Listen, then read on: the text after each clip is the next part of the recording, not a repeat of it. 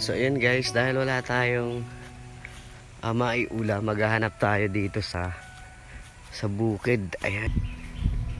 Ayan yung palabas. Madami pang inaalagaan ni Tata.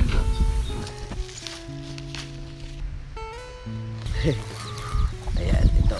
Ayan yung mga kinukuha ko. Ayan. A few moments later. So guys, ito na yung nakuha natin kanina. Ayan natin, pipigayan natin yung talas.